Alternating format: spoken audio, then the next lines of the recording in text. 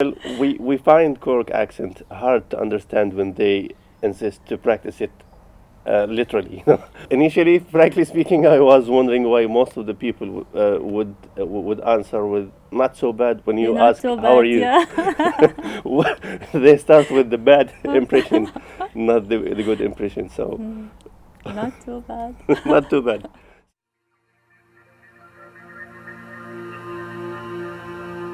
Hello, my name is Izzuddin Alkarajeh, Hello, my name is Iman Apurebi.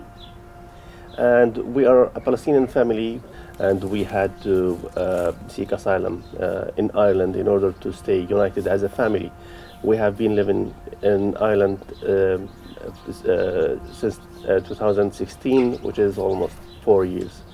When we applied for asylum in Dublin, we were hosted in a temporary direct provision center for 1 month. Then they dispatched us to Cork, to the direct provision center. We stayed there for about 1 year and 1 month. Then when we got our status, we spent about 6 months looking for a house. Then luckily we found this house and moved out of direct provision. After the great hospitality we found from community during our stay in direct provision center, we decided to choose Cork as our home. So we started in the farmers market from May 2018 till May 2019. Then we opened Izz Cafe. I grew in a big family, and always I saw my mom when she cook for the family and the guests. We have a lot of dishes, traditional things, especially the magluba. It's rice with chicken or meat you can use. It's translate upside down, and everything traditional I love to cook. We received a huge welcoming and support from the community from day one. In few months we got an unplanned visit by Tom Dooley. We didn't actually recognize him because we didn't know him initially. We just knew that after he published that the review about our cafe, that he came and tasted some foods, and it was really excellent. The day he posted the review, we couldn't cope with the number of visitors. Yeah.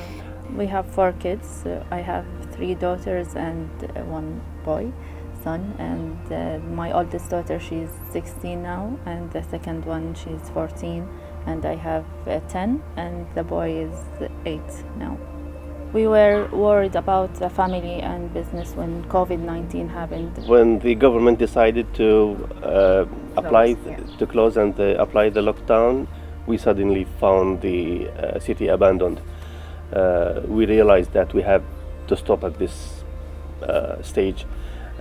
We closed our cafe for 2 weeks, and during these two weeks we became concerned about how we are going to pay the rent, the bills, and we decided to do some arrangement to take some relief from the rent.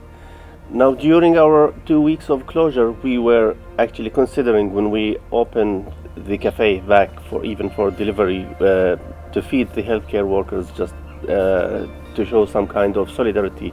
Even before we come to Ireland, we realized that among the Europeans, Irish people used to be the most generous to come to Palestine with envelopes of donations, giving them to hospitals, healthcare centers, schools, and etc. I know that there's kind of mutual solidarity between Irish and Palestinian people. So we thought of this as a kind of paying back to the community.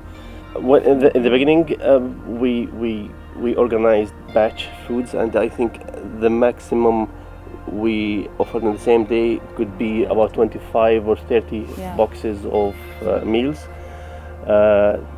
Then we started only finding individuals from here and there, but we are still inviting people. They are welcome anytime. What do we miss? We miss the busy time.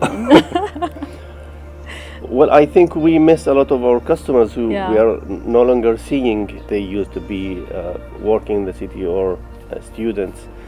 We miss our returning customers. We miss the normal way of interacting with people, shaking hands, Yeah. making hugs. Yeah. We miss the normal life, That's it.